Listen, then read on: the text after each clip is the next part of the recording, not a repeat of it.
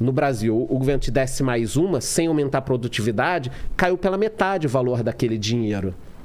Entendeu? É uma coisa óbvia. Agora, existe uma galera nova, talvez bem intencionada, que quer discutir coisas que não dá. Por isso que eu falo, é como chegar para o nutricionista e falar o seguinte: não, comer 10 latas de leite condensado não vai te engordar.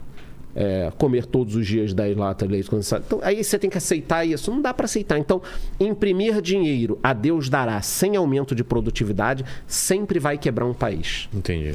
Essa é a verdade. Aí o cara vai falar que não. Beleza, cara, tá tudo bem. Vamos tomar um chopp e tal. No final das contas, os países estão quebrados. Olha o que aconteceu com a Venezuela.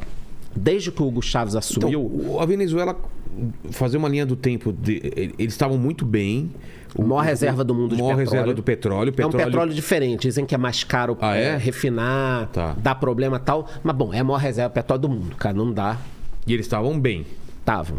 E qual foi o erro deles? Vamos lá. O que a Venezuela fez? Quando o Hugo Chávez assumiu, primeiro que ele começou a brigar com os empresários. Tá? Eu vou te dar um número bizarro, difícil de acreditar. As pessoas têm que pesquisar em casa para acreditar em mim, porque eu sempre falo nesse número. Mais de 90% das empresas da Venezuela fecharam depois que o Hugo Chávez assumiu, de lá para cá. 90%. Como é que um país sobrevive sem produzir? E por quê? Não sobrevive. Por quê? O que ele fez primeiro? Ele pegou o preço do petróleo, já que o petróleo é nosso, aquele mesmo papo aqui no Brasil, ao invés do preço acompanhar as tarifas internacionais, ele botou muito mais barato, subsidiou. Para a população, show de bola. Imagina que eu viro presidente agora do Brasil, a Petrobras tem petróleo, fala assim, cara, a gasolina vai custar gasolina do Charlão. Vai estar no posto, vai ter a gasolina normal, aditivada, gasolina do Charlão. 99 centavos. Tá.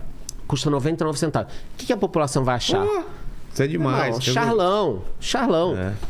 Só que a Petrobras vai ganhar menos dinheiro. Tem um custo de investimento que a Petrobras tem que ter. Tem que furar. Nem todo furo dá petróleo. A plataforma quebra. Tem que pagar os funcionários. Tem fundo de pensão. Então, você tem um gasto. O meu ganho aqui diminuiu. Certo. Né? A PDVSA, que é a empresa deles, ruiu. Produz menos petróleo do que antes. Proporcionalmente. E aí, nessa área, eles já se ferraram muito. Tiveram que vender petróleo antecipado para a China mais barato. Então, a PDVSA, o ouro deles, que seria o petróleo, não rende.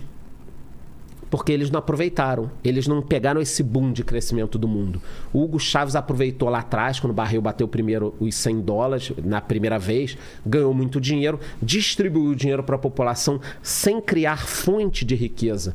Porque o grande problema, eu não estou discutindo, tá, que você tem que dar o dinheiro para as pessoas.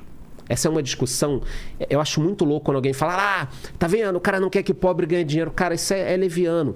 As pessoas têm que ganhar dinheiro.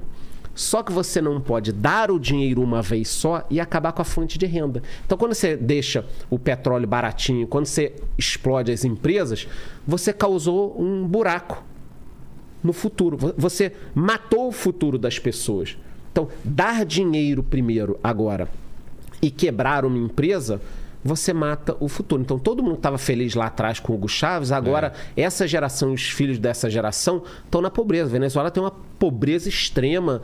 Eu vi um dado que em alguns anos a população perdeu em média 11 quilos por causa da pobreza. Eles passam fome na Venezuela. É uma situação muito pior do que a nossa. E por que as empresas fecharam? Perseguição.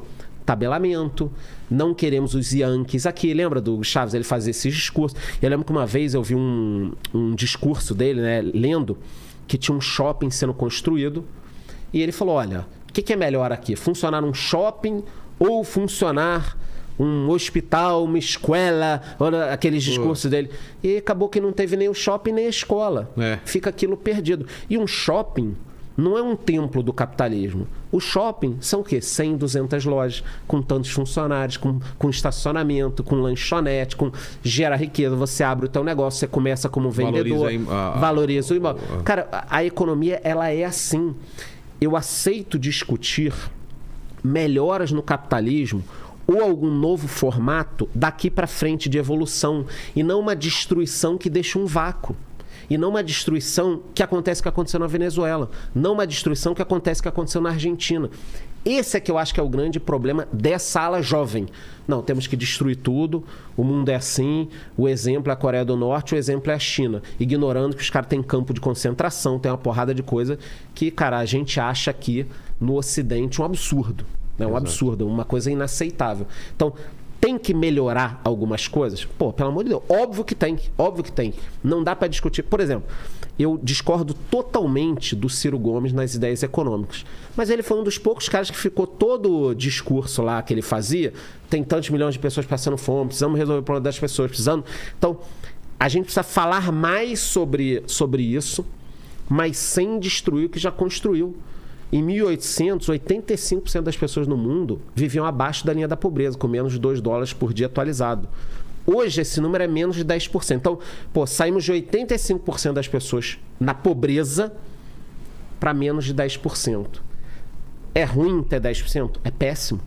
Como é que a gente melhora isso? É menos de 10%, tá? Mas tô botando 10%. Como é que a gente melhora isso? Destruindo tudo e voltando para 85%, usando modelos onde o avô, o pai e o filho são presidentes, são ditadores, você fala que não é uma dinastia, não dá. É a história que eu falei do leite condensado. Comer 10 latas por dia não engorda, é a minha teoria e pronto. Não dá, entendeu? Então, eu não acho péssimo o que essa nova geração está fazendo na economia. Só que são teorias que a gente já viu que não funcionam. Entendeu? É você ficar testando o que não dá certo, entendeu? Embelezando e... Não estou nem discutindo o que discutem por aí, que tem gente que recebe dinheiro para falar que ditadura não é ditadura. Estou falando o básico, olha... Ditadura é ditadura. Como é que a gente, no modelinho aqui, com liberdade, consegue prosperar? E essa ideia que o pessoal defende que daqui a um tempo, por causa de escassez de emprego, por causa de maquinização e N coisas que podem acontecer, que o governo vai ter que ter uma renda mínima. Vai ter gente que simplesmente não vai se encaixar, não vai conseguir trabalhar. Eu tive uma baita discussão com o Monark por causa disso, que ele insistiu nos robôs. Ele tá numa vibe do um abraço, de que o robô... Ele entra no humano e ele vai até tu não sai da parada. Não sai, né? É um círculo que ele... É um círculo vicioso, mas é bacana.